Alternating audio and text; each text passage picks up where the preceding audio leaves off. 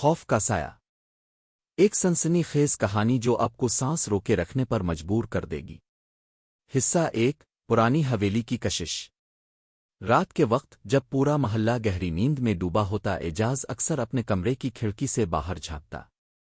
چاندنی روشنی میں دور کھڑی وہ پرانی حویلی کسی خاموش درندے کی طرح دکھائی دیتی۔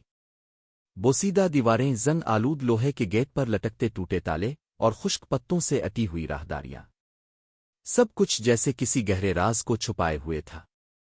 بچپن سے ہی اعجاز کے دل میں یہ سوال تھا، اس حویلی میں ایسا کیا ہے جو لوگ اس کے قریب جانے سے بھی ڈرتے ہیں؟ محلے کے بوڑھے لوگ کہا کرتے تھے کہ کئی سال پہلے وہاں ایک خاندان رہتا تھا، مگر وہ ایک رات اچانک غائب ہو گیا۔ کچھ کہتے تھے کہ ان پر کسی بدرو کا سایہ تھا، کچھ کا ماننا تھا کہ وہ کسی منحوس شے کو چھیڑ بیٹھے تھے۔ لیکن اعجاز ان باتوں کو بس قصے کہانیاں سمجھتا تھا، وہ حقیقت جاننا چاہتا تھا۔ پچھلے کچھ دنوں سے وہ بار بار ایک ہی خواب دیکھ رہا تھا، وہی پرانی حویلی، وہی زنگ آلود دروازہ، اور اس کے سامنے بیٹھی ایک عجیب بوڑھی عورت۔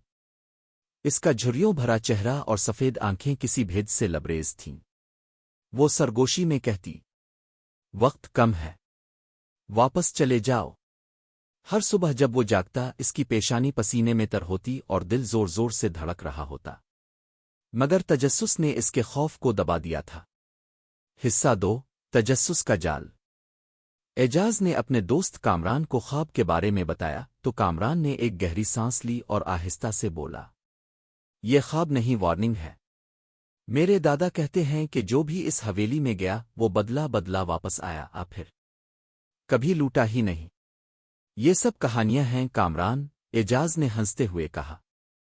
ہم خود جا کر دیکھتے ہیں، اگر کچھ نہ ہوا تو ہم سب کو بتا سکتے ہیں کہ یہ سب بکواس ہے۔ کامران پہلے تو ہچکچایا مگر اعجاز کے اصرار پر مان گیا۔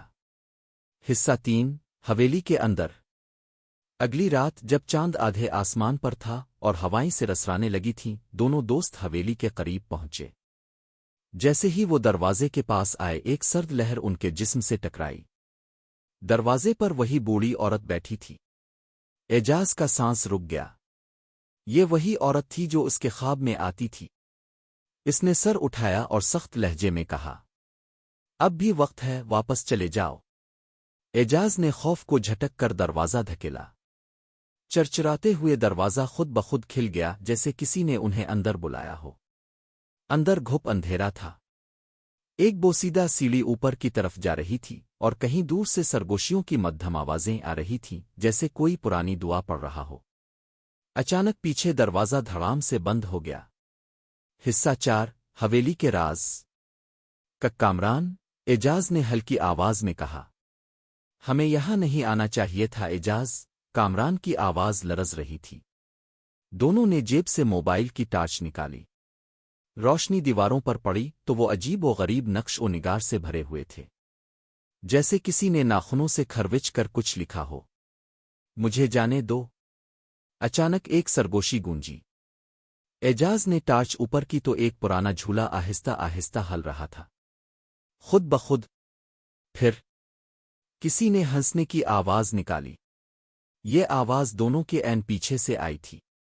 دونوں نے مڑ کر دیکھا تو وہاں ایک سیاہ سایہ کھڑا تھا، لمبا، ہڈیوں کی طرح پتلا، خالی آنکھوں والے چہرے کے ساتھ۔ یہ جگہ ہماری ہے، وہ سرگوشی میں بولا، جو یہاں آیا وہ واپس نہیں جا سکتا۔ حصہ پانچ، فرار کی کوشش۔ کامران چیخ کر دروازے کی طرف بھاگا، مگر جیسے ہی اس نے دروازہ کھولنے کی کوشش کی، کوئی نادیدہ طاقت نے اسے پیچھے دھکیل دیا۔ اچانک بوڑھی عورت اندر آئی اور بلند آواز میں قرآن کی آیات پڑھنے لگی۔ سایہ تڑپنے لگا، چیخا اور دھوئیں میں تبدیل ہو کر غائب ہو گیا۔ بوڑھی عورت نے اعجاز کو بازو سے پکڑا اور باہر لے آئی۔ میں نے تمہیں منع کیا تھا، اس کی آنکھوں میں غصہ اور افسوس تھا۔ یہ حویلی ہمیشہ کے لیے بند رہنی چاہیے۔ حصہ چھ، خوف کا سایہ ہمیشہ کے لیے۔ اعجاز جب واپس آیا تو وہ پہلے جیسا نہ رہا۔ وہ راتوں کو جاگتا رہتا، جیسے کسی چیز کا انتظار کر رہا ہو۔ آئینے میں اپنا عکس دیکھ کر چونک جاتا، جیسے کوئی اور بھی ساتھ کھڑا ہو۔ دروازے کی کنڈی خود بخود ہلتی رہتی، جیسے کوئی باہر سے دستک دے رہا ہو۔ ایک رات جب وہ نیم خوابیدہ تھا، اس کے کانوں میں ایک سرگوشی گونجی۔ یہ کہانی ابھی ختم نہیں ہوئی، اور دروازے پر آہستہ آہستہ دستک ہونے لگی۔ سبق: ہر دروازہ کھولنے کے لیے نہیں ہوتا۔ انسانی تجسس بعض اوقات اسے ایسے راستوں پر لے جاتا ہے جہاں صرف اندھیرا اور ماضی کے سائے ہوتے ہیں۔ کچھ کہانیاں جو سننے میں جھوٹ لگتی ہیں وہ درحقیقت خطرناک سچائیاں ہوتی ہیں۔ جو کچھ دفن ہے اسے دفن ہی رہنے دو، کیونکہ کچھ دروازے جب ایک بار کھل جائیں تو پھر کبھی بند نہیں ہوتے۔